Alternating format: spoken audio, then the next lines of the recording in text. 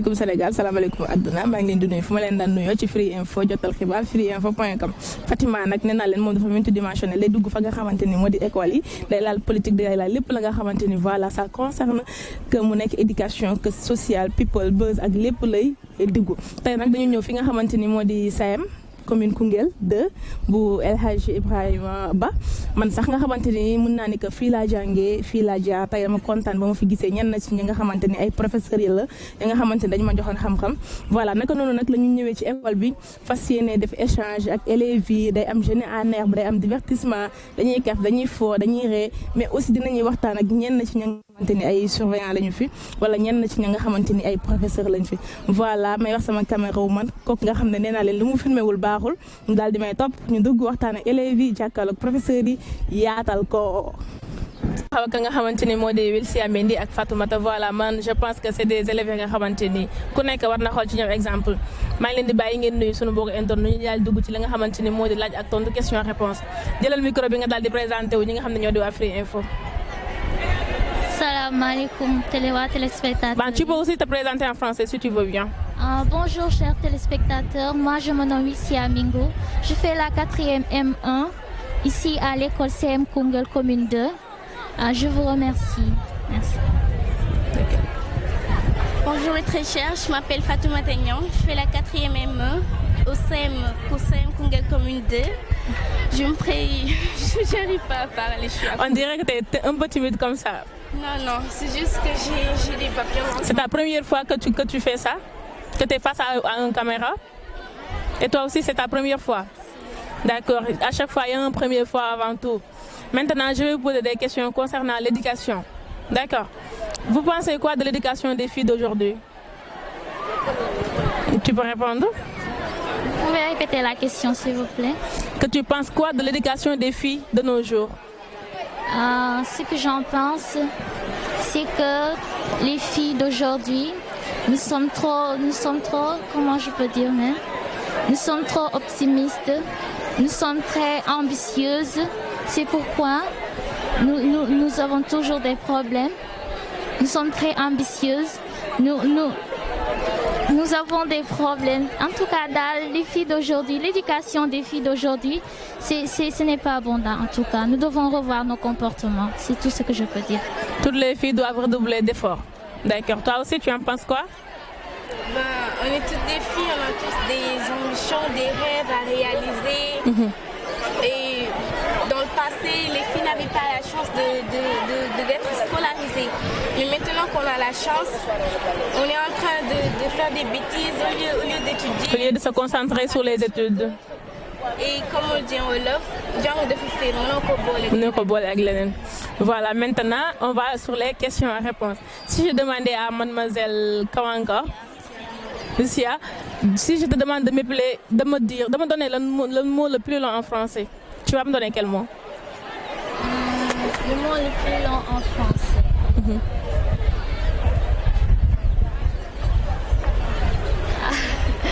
C'est trop difficile pour moi. Qu'est-ce que je peux appeler? Bon, c'est juste une imagination. Tu peux imaginer un mot et tu le dis si c'est vrai. On te dit si c'est vrai. Au cas échéant aussi, voilà, on te corrige. Et mademoiselle Fatou? Je connais pas. Je connais pas. Parfois on dit que c'est anticonstitutionnellement. Anticonstitutionnellement. Ouais. Des fois aussi, ça compte 26 lettres, je pense. Mais aussi il y a d'autres mots comme, voilà, comme contravention, intergouvernementalisation aussi. Il y a plein de mots. Il faut aller sur Google, bien sûr, c'est pas. Toute plateforme qui permet de vérifier, comme ça vous vérifiez ça. Ça peut vous aider, ça peut vous apporter. D'accord. Et maintenant, on va passer aux appelle-moi. On va vous donner deux mots et vous les appelez. C'est bon. Nulle part. Ah, mademoiselle. Nulle part s'écrit N-U-L-L-E.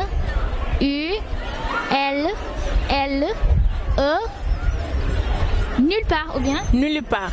Nulle part. Nulle part. Nulle part.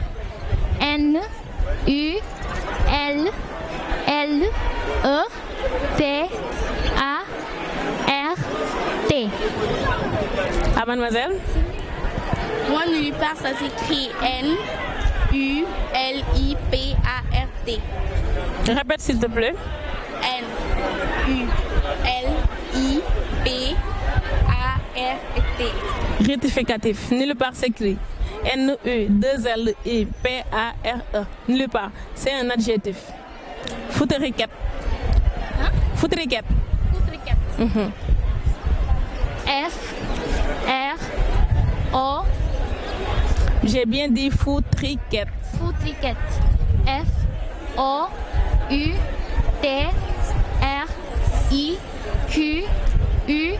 F-O-U-T-R-I-Q-U-E-D-T-E. Réplique. Foutriquette. J'ai bien dit foutriquette. Foutriquette. Moi, je pense que c'est comme ça. Ben, c'est avec un seul T. Au finish, c'est Q-U-E-T. Il n'y a pas de DT. C'est bon. On vous remercie. Merci beaucoup à vous. Mais aussi, ben, on voulait vous demander, c'est une sorte de traduction. On vous dit des mots en wolof et vous les traduisez en français. Par exemple, si je vous demande comment on dit fondé-boutang en français. Fondé-boutang. Buy chaude. Fondé-boufanan. Je connais pas. Ça, on dit Et si je vous demande potu sambo, en général, si vous avez des petites sœurs et petits frères, da ngay dégg seen yaay en wolof, excusez-moi du terme, demal nga tekkee si potu sambo bi. Dormi. Dormi. Mburu bu fanaan. Pain bien dormi. Bien dormi. Bien dormi. te yéen daal bien dormi rek. Mburu faas bi nga xam ne da ngeen koy jënd ci mairie di nga lekk nu ñu koy waxee. Pain de face. mais nag. Face. Princesse. Princesse. loolu moom mooy pain perdu mburu faas. waaw pain perdu man mii di wax ak yéen sax je pense que xamoo mburu faas nu ñu koy waxee fonde bu tàng. ruy tàng. ah. Ruy tàng. Ruisseau. Très chaud. Farine et mil très chaud. dégg nga. Farine et mil très chaud. su ma leen bëggoon la cere bu fadaat nag. Cere bu fanaan. Couscous dormi. léegi su ma la waxee ne sa yaay mi ngi tay cere. Moi, ma mère. Préparer le couscous. ma mère. Est en train de préparer le préparé rek nga ma wax de tay bi nag. non xam nga c'est une question c'est une léegi appelle-moi le mot anticonstitutionnellement. A. N. T. I. C. O. N. S. T. I. U. T. T. U. T. I. N. O. N. N. W. W. O. double N. E. L. double L je vais vous aider double L. Double L. E. M. E. N. T. D'accord. Et si je te demande le mot le plus long en français? Anticonstitutionnel. Il y a autre mot? Il y a métaphysico, télégo, cosmolo. Tu peux épeler ça? Métaphysico, télégo, cosmolo. Métaphysique, télégo, cosmique. Ou bien tu m'appelles intergouvernemental. Intergouvernementalisation. I. N. T. R. Z. O. U. V. E. R. N. E. M. N. E. N. T. Intergouvernementalisation. J'ai bien dit. Tu es à intergouvernement. Fa nga tollu. Ouais. N. Z. O. U. V. R. E. V. E. R. Et ça dimbali ko. N. E. M. M. E. N. L. I. T-A. man daa mel ni sax man la bëgg a réeral ci boppam fi mu toll nii léegi su ma la waxoon ne la nga épilé ma le mot obvi. Obvi. yow essayel. O. P. Obvi laa obvi. O. B. sama gars yi daal yéen daal da ngeen koy yox la est-ce que du ma dem xool benn groupe. Nun. c'est pas comme ça juum ngeen. allez merci beaucoup. ñi kenn du dem bàyyi moom ki nga xamante ni moo di élève ak ki nga xamante ni moo di professeur bi ñaar ñooñu benn complémentarité moo ci nekk parce que ñoom ñoo ñuy encadré ñoom ñoo ñu jox xam-xam bi nga xamante ni moom lañ leen di sotti naka noonu dañuy jàkkaarloo ak nga xamante ni moo di madame Wa voilà professeur d'histoire madame ñu ngi lay nuyu di la jaajëfal di la wax ne dalal ak jàmm ci biir Free Info. waaw jërëjëf maa ngi leen di nuyu bu baax comme ni nga ko waxee je me présente maa ngi tudd madame War nekk professeur math SVT. fii si collège CM commune 2. waaw. d'accord madame nag dañuy tourner suñu logo bi voilà suñu mbokk internet daal di koy gis Free Info voilà madame War professeur histoire géo fii ci CM commune Koungheul. prof math SVT. waaw d'accord. depuis combien de temps. depuis 2019 laa fi ñëw. d'accord waaw 2019. d'accord. sa rapport ak élèves yi. rapport ak élèves yi de rapport bu baax la. waaw parce que élèves yi suñuy doom la suñuy rakk la. te élèves yi ñoom âge bu ñu toll nii âge bu difficile la. âge boobu la ñuy wax âge de la puberté. kon yow mi nga xamante ne yaay jàngalekat bi soo comprendre loolu rek. du am problème. waaw ñun ñoo leen di jàppale. di leen conseil di leen xelal suñu gisee loo xamante ni jaarul ñu woo leen waxtaan ak. waaw tegal leen si yoon daal parce que loolu lañ soxla ay xale lañ xamuñ dara. ku ne xale ne élève xam ne dafa doy waar parce que des fois di nga gis élèves yi nga xamante ni ci kër ga recevoir uñ fa éducation bi nga xamante ni moom la ñu wax loo ñu ñëw ci école bi bëgg fee indi benn comportement bi nan ngay def dundee ak ñooñu. dëgg la élèves yi ku nekk dafa am foo jógee. te ku nekk si famille nga bokk ku nekk dafa am éducation bi ñu la jox. ay éducation yu bëri ñoo fi ñëw tase fi waaw léegi ñun dañuy comprendre loolu. ku nekk ak ni nga ñëwee rek. après dañ lay déglu si loolu di la xool ci loolu di la seetaan si loolu. su fekkente ne am na loo xamante ne éducation bu baax la war na yokk ñu yokkal la si dara. su fekkente ne aussi éducation bi demeewul noonu ñu jéem laa jubbanti waaw teg la si yoon daal. parce que loolu mooy suñu rôle tamit. dëgg la. ñu nekk ci la nga xamante ni moo di mois de mars aussi jigéen ñi am ci bés muy le 8 mars voilà ñu génn ci di ci ndokkeel ba tey jigéen ñi nga xamante ni ay jigéen jàmbaar lañu yow tey ji ban message ngay lancé ci 8 mars bi ak ñi nga xamante ni ci éducation bi surtout ci domaine éducation bi ñi bàyyiwul seen doomi jigéen ñi ñu jàng di leen teel a may ñuy sëyi parce que dañ naan école amul mujj tey ñooñu lan nga leen di wax. waaw 8 mars journée mondiale de la femme journée boobu ñun jigéen ñi ñu ngi koy rafetlu bu baax su jotee aussi dañ koy féete kontaan bu bëri bëri waaw li may conseillé sama moromu jigéen ñi nga xamante ne ay xale lañ ñu respecté seen jàng ñu am fulla ak fayda seen jàng ñu bañ a bàyyi école bi bañ a bàyyi jàng bi teel a bàyyi jàng bi daal waaw le maintien des filles à l'école c'est très important waaw waajur yi ñu bàyyi xale jigéen yi ñu jàng bàyyi di leen teel a may ñuy sëy waaw bu sa doom jàngul aussi nga fexe ba xam li tax jàngul nga topp surveiller jàngam ba jàngam mun a pare parce que jigéen baax na góor baax na waaye jigéen tamit baax na madame War kon ñu ngi lay jaajëfal di wax ne ko kontaan nañu ci dalal bi ñu dalal waxtaan bi. jërë ngeen jëf maa ngi leen di jaajëfal. ok merci beaucoup. comme ni ma faral di ko waxee rek kenn du dugg ci biir kër te doo jaar ci ka nga xam ne moo di borom kër gi voilà comme duñu dugg ci école bi te jaaruñ ci ka nga xamante ne aussi moo di principal bi ñu njëkk koo dékk sunu micro mu daal di waxtaan ak ñun daal di présenté wu sunu mbokk internet Free Info mais aussi di présenté wu di ñu wax ci la nga xamante ni moo xew ci école bi relation ak parce que man sama bopp bi ma duggee ci école bi j'étais tellement ébahue parce que bi ma nekk li nekk foon donc on a vu un grand changement et d'évolution aussi monsieur le principal avant ñu dugg ci lépp ñu daal di lay nuyu di la wax ne nga dal ak jàmm ci biir Free Info ñu ngi lay nuyu di la jaajëfal. waaw madame ñu ngi lay delloo nuyoo bi di la ziar. voilà c'est Mamadou Bassirou Kholl je suis le principal du CM.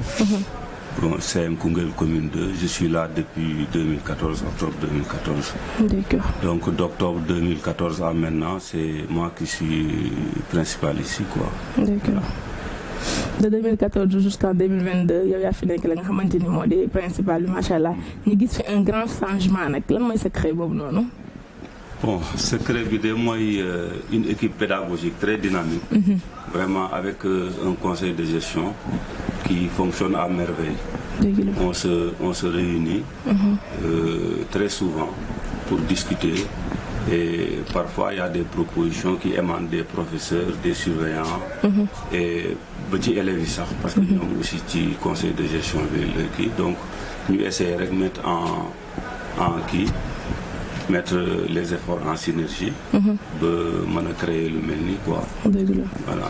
dëgg la comme ni mu koy waxee nee na benn lam du yëngatu maanaam liggéey bi deful ko te nga xamante ni moo di moom donc mais tey liggéey bi est-ce que am na appui bu mu war dëgg pour que ngeen arrivé fi ngeen toll nii wala que bëgg ngeen àgg feneen est-ce que am na appui financier bi ñuy soxla dëgg. waaw appui financier da xam nga structure scolaire bu mel ni moom. du ñàkk mu soxla ko parce que fonds de roulement yi mooy maanaam. inscription yi ñuy jot du doy pour mën a maanaam couvrir suñu ambition yëpp du doy surtout que da ci am ay élèves yu bari yoo xam ni parfois duñu inscrire mooy ñii ñu ci gën a bari nag conditions sociales yi yu difficiles yi moo tax mu demee noonu donc ñu ci def ay xéwal yu bari mais li ñuy jot a kus néew vraiment ñu ngi ci jéem a gérer mais nag ndimbal aussi bu doon am aussi day gën a baax rek. day gën a baax. par exemple ndimbal venant de kan. bon partenaires sociaux yi rek.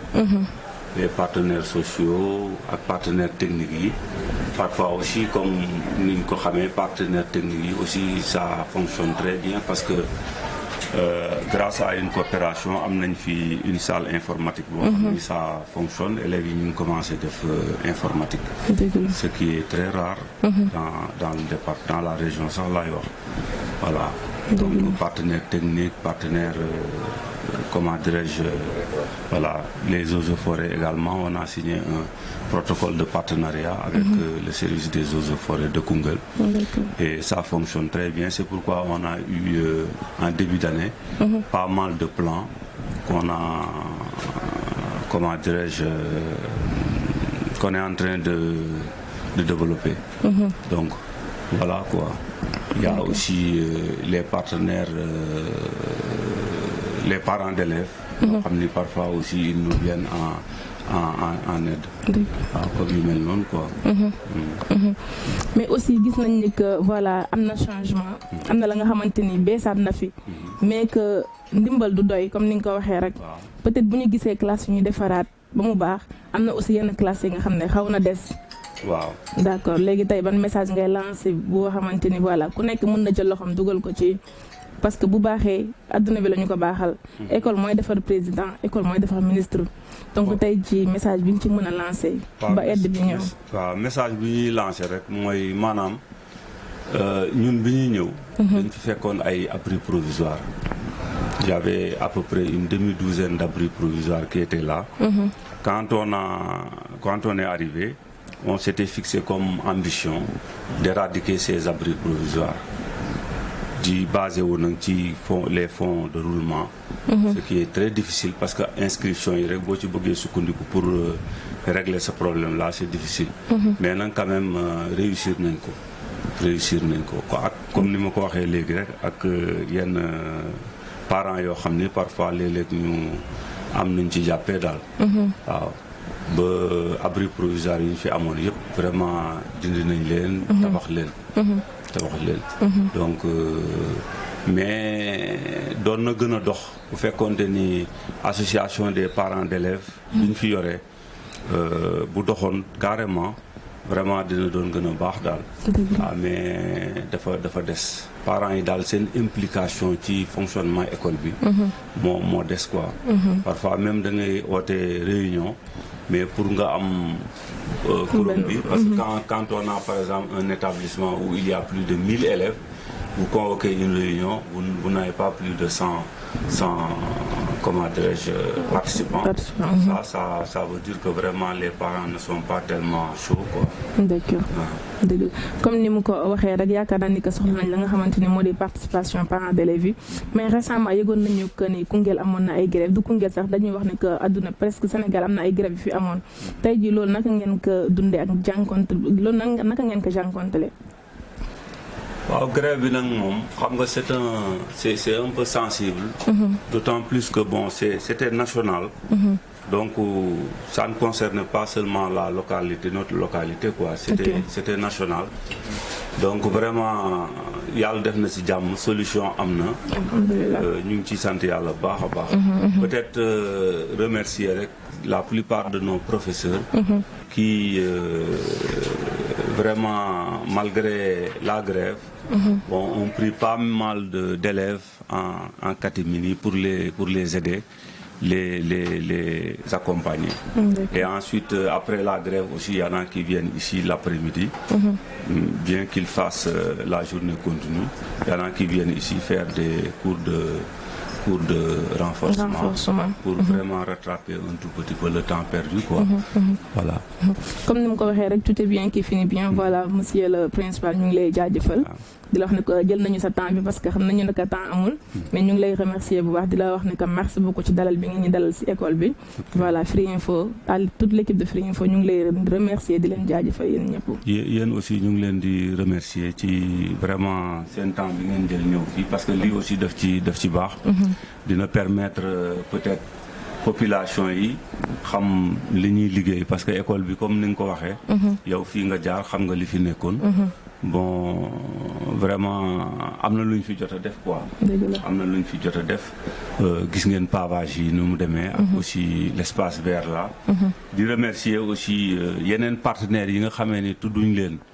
tel que pavage Jànkalaar pavage nga xam ni vraiment lii pavage yi nga gis ni fond de roulement yi comme ni ma ko waxee mënu ko liggéey mais ñoom dañ ci jàpp ñu ñëwee dama leen expliquer ni leen fii lu ngeen fi def da ngeen di exposer c'est comme kuy def publicité rek da ngeen di exposer seen kii il faut travailler à l'américaine bu ngeen fi defee seen pavage li fiy ñëw ci ay personnalité kenn xamul ñu toll donc dina tax nit ñi xam kii bi même bu fekkente ni gagné wu leen sax après vous allez gagner parce que vous allez avoir des clients. C'est comme quelqu'un qui expose quelque part sa marchandise. Ils ont compris le projet. ñu fekk si ñu si ñu am contribution bu ñu joxee ñu mën a def lii yëpp donc ñoom aussi ñu ngi leen di remercier bu baax a baax a baax di remercier aussi waa Eaux et Forêts ak surtout monsieur l'inspecteur moom aussi di ci jàpp ci fànn yu bare yéen aussi ñu ngi leen di jaajëfal bu baax a baax voilà ñu ngi leen di jaajëfal aussi dëgg la vraiment parce que ñoom aussi vraiment ñu ngi jàpp bu baax a baax ci kii bi quoi au départ c'était très difficile mais maintenant les gens ont compris que vraiment il y a que le travail qui paye que vraiment la mayonnaise ngeen xool ko bu baax parce que moom laa tuddee le CM en miniature quoi vraiment dañu remarquer ni la plupart des élèves de l'élémentaire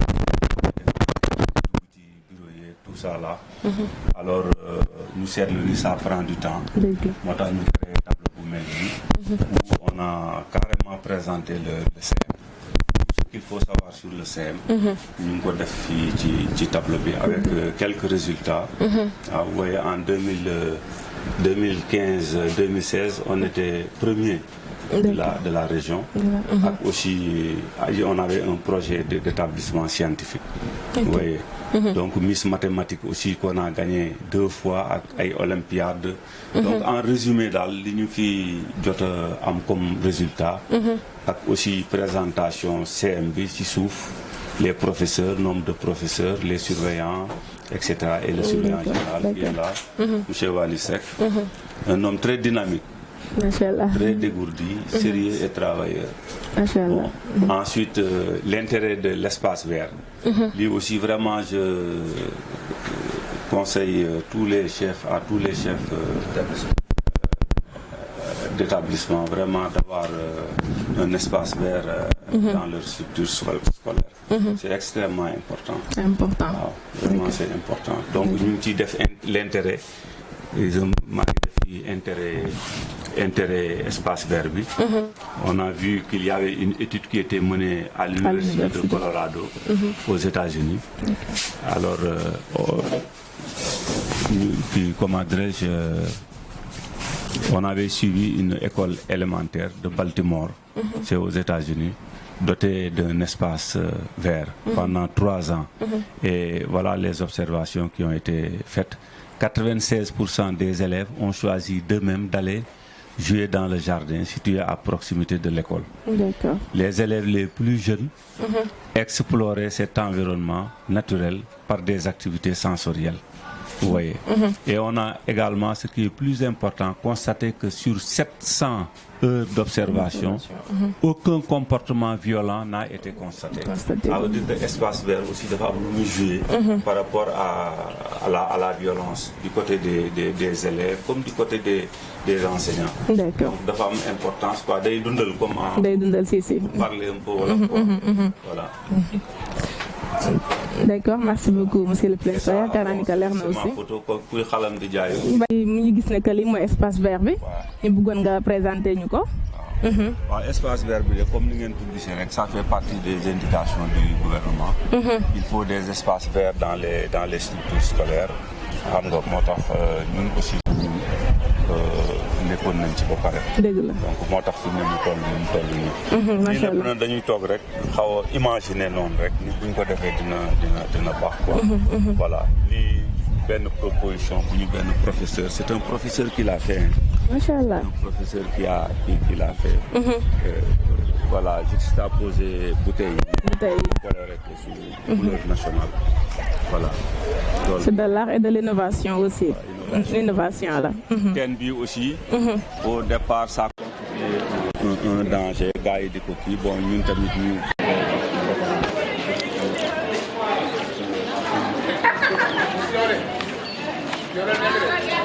Société africaine quoi.